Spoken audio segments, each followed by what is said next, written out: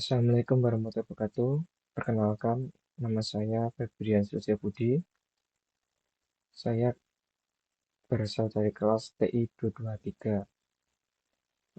Sebelum video ini dimulai, eh, tujuan dibuatnya video ini adalah sebagai tugas pemenuhan penilaian akhir semester mata kuliah pemrograman basis data.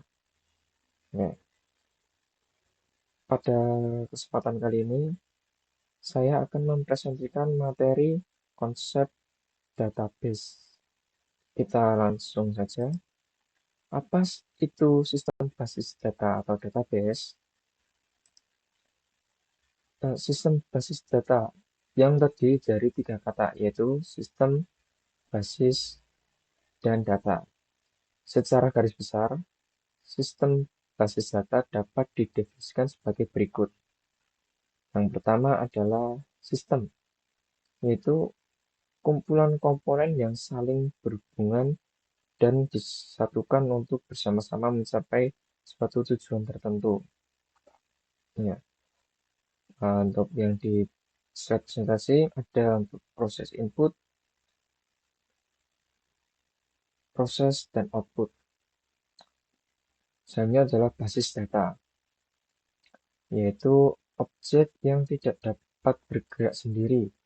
Ia membutuhkan program atau aplikasi sebagai penggerak atau pengelolanya. Sehingga gabungan keduanya, basis data dan aplikasi, dapat menghasilkan sebuah sistem. Untuk definisi basis sendiri yaitu adalah sebuah tempat berkumpul atau tempat menyimpan sesuatu. Dan data itu bersih dari fakta dan informasi. Oke. Jadi, apa sih pengertian sistem basis data? Sistem basis data sendiri yaitu sistem yang terdiri atas sekumpulan tabel data yang saling berhubungan dan sekumpulan program, misalnya DBMS Database Management System, yang memungkinkan berbagai user dan atau program lain dapat mengakses dan memanipulasi tabel-tabel data tersebut. Secara singkat, sistem basis data adalah cara terorganisir untuk menyimpan, mengelola, dan mengakses data. Jadi, apa sih komponen-komponen sistem basis data? Yang pertama ada perangkat keras.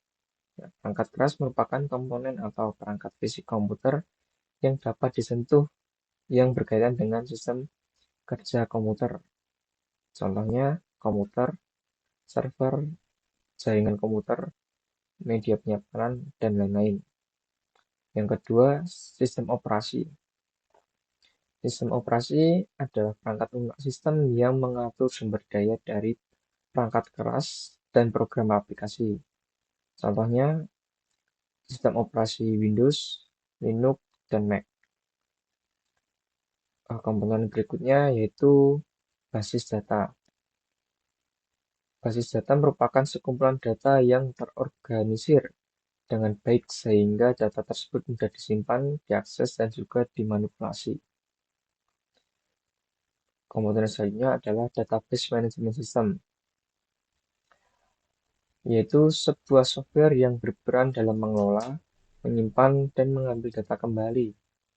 Adapun mekanisme yang digunakan adalah sistem aplikasi yang dirancang khusus untuk mengelola database, misalnya MySQL, Microsoft Access, Oracle, PostgreSQL, dan lain-lain. Komponen selanjutnya yaitu pemakai atau user. Pengguna yang berinteraksi secara langsung dengan database, programmer aplikasi, user mahir atau casual user, user umum, end user, dan user khusus. Komponen yang terakhir adalah aplikasi atau perangkat lain. Aplikasi ini tergantung kebutuhan. Pemakaian basis data bisa dibuatkan program khusus untuk melakukan pengisian, pengubahan, atau pengambilan data yang mudah dalam pemakaiannya. Contohnya adalah Visual Basic, Java, dan lain-lain. Jadi, apa sih manfaat sistem basis data? Secara umum, ada 5 manfaat sistem basis data. Yang pertama ada ketersediaan atau availability, yaitu fungsi penting dari sebuah data basis data yang meskipun tidak terletak dalam satu lokasi dan tersimpan dalam bentuk disk atau pencemaran fisik, akan tetapi dengan cara menyimpan yang sistematik, sehingga informasi tersebut mudah untuk didapatkan. Manfaat kedua yaitu mudah dan cepat. Basis data dirancang agar bisa mempercepat proses pengolahan informasi seperti membuat laporan dalam bentuk grafik, statik, dan lainnya, sehingga tidak perlu menunggu dengan waktu yang lama, apalagi harus mengalokasikan waktu tertentu untuk memanggilnya.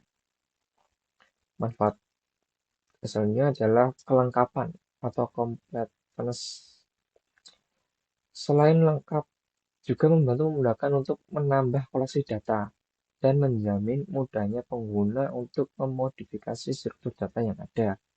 Sebut saja filter data yang tersedia. Manfaat selanjutnya yaitu akurasi dan keamanan. Selain untuk menghindari kesalahan pada proses data entry dan proses penyimpanan, sistem basis data juga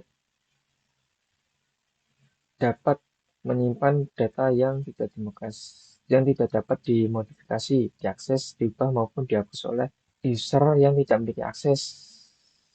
memiliki hak untuk melakukannya. Yang terakhir adalah efisiensi penyimpanan.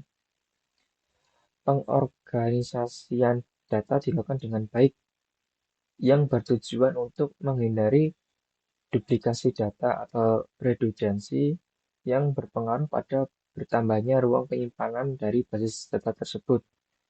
Pengkodean dan juga relasi data bermanfaat untuk menghemat space penyimpanan dalam basis data.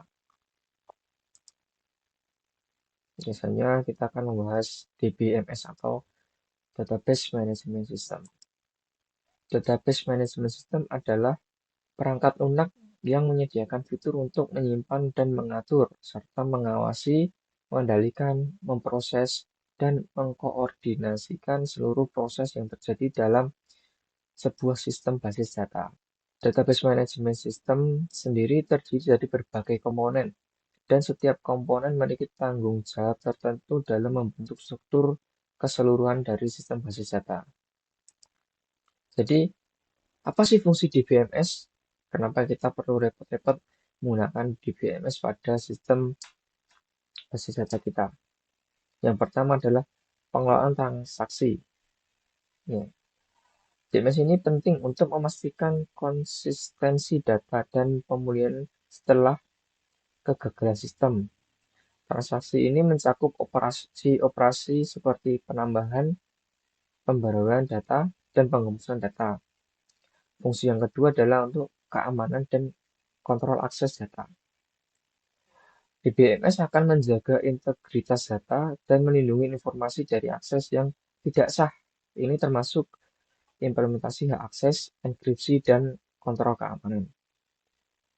Fungsinya adalah optimasi query, yaitu meningkatkan kerja sistem melalui strategi eksekusi dan pengoptimalan query.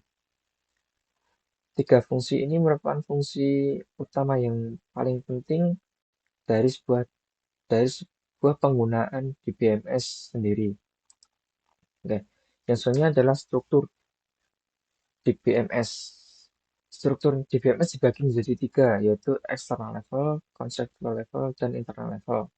Untuk bagian-bagian dari struktur DBMS seperti yang terlihat, eksternal mencakup PDL Comparel, Query Processor, DML Comparel. Dan conceptual level seperti itu untuk Database Manager. Dan internal level yaitu untuk penyimpanan fisik. Struktur untuk DBMS. Yang pertama tadi adalah internal level, yaitu penyimpanan fisik dan akses data oleh sistem manajemen basis data. yang berfokus untuk efisiensi penyimpanan dan pengolahan data. Tujuan dari internal level adalah untuk mendapatkan performa tinggi dalam hal penyimpanan dan pengambilan data. Yang kedua, conceptual level, yang berdefinisi skema basis data secara konseptual tanpa memperhatikan cara data disimpan atau diakses secara fisik. Fokus konseptual adalah untuk entitas, atribut, dan hubungan antar entitas. Tujuan konseptual adalah pandangan terpusat dan konsisten tanpa memperhatikan detail implementasi. Struktur yang terakhir adalah external level, yaitu cara pengguna atau aplikasi mengakses dan melihat data. Fokus external level adalah pandangan khusus sesuai kebutuhan pengguna atau aplikasi yang bertujuan untuk menyediakan pandangan yang sesuai dan terkustomisasi dari basis data. Istilah-istilah dalam database management system. Yang pertama adalah enterprise, yaitu bentuk organisasi seperti bank, universitas, rumah sakit, atau pabrik. Yang kedua adalah entitas. Entitas sendiri adalah objek yang dapat dibedakan dari yang lain dan dapat diwujudkan dalam basis data. Contoh entitas dalam lingkungan akademik adalah mahasiswa, dosen, mata kuliah, dan lain sebagainya. Istilah lain yaitu atribut, yaitu karakteristik dari entitas. Misalnya, untuk entitas mahasiswa memiliki atribut nama mahasiswa, NIM mahasiswa, dan alamat mahasiswa. Istilah selanjutnya adalah data value atau nilai data. Data value sendiri mencerminkan isi data atau informasi yang didapat dalam setiap elemen data. Istilah selanjutnya yaitu kunci elemen data atau key data element, yang berfungsi sebagai tanda pengenal unik yang mengidentifikasi entitas dari kelompok entitas lain. Yang terakhir yaitu record data, yaitu kumpulan isi elemen data atau atribut. Contoh DBMS yaitu ada Microsoft Oracle, ada MariaDB, ada MySQL, ada Microsoft Access, ada PostgreSQL, dan SQLite.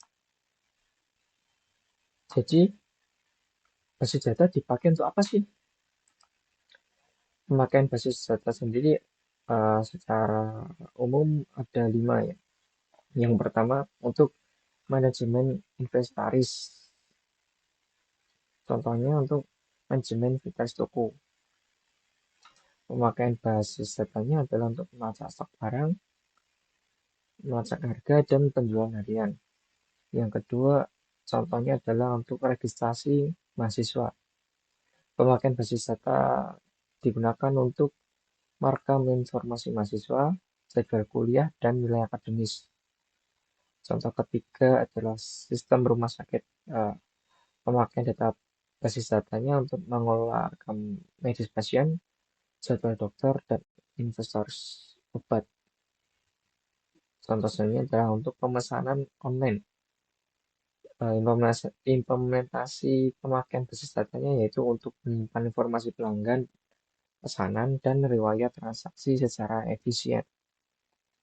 Contoh terakhir yaitu untuk manajemen proyek, yang basis data digunakan untuk memantau progres, alokasi sumber daya, dan komunikasi tim. Contoh kasus basis data. Kali ini saya memakai kasus untuk sistem absensi siswa. Untuk batasan masalahnya, yang pertama, absensi memiliki batas waktu tertentu sesuai jadwal mata pelajaran. Yang kedua, siswanya dapat absensi 1 kali untuk setiap mata pelajaran pada 1 hari tersebut. Yang ketiga, siswa yang telat atau tidak hadir akan mendapatkan catatan untuk kehadirannya, misalnya telat atau apa. Yang keempat, laporan absensi akan berupa laporan kehadiran siswa. Analisis kebutuhan.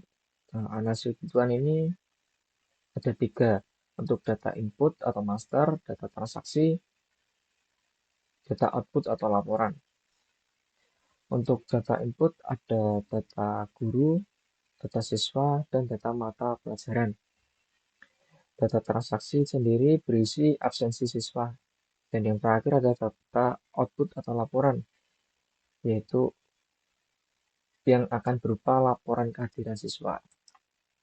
Nah, untuk tabel analisis kebutuhan, untuk data mahasiswa ada nomor induk mahasiswa, nama mahasiswa, kelas, dan jenis kelamin. Untuk tabel guru ada nomor induk pegawai, atau NIP, nama guru, dan mata pelajaran yang diajar atau diampu. Untuk tabel data mata pelajaran ada ID mata pelajaran, nama mata pelajaran, dan guru pengampu. Dan yang terakhir adalah untuk tabel data absensi. Data isi tabel data absensi adalah ID absensi, tanggal absensi, status kehadiran, NIS mahasiswa, NIP guru, dan ID mata pelajaran. Oke, cukup sekian dari presentasi saya. Apabila ada salah kata, saya mohon maaf yang sebesar-besarnya. Sekian, wassalamualaikum warahmatullahi wabarakatuh.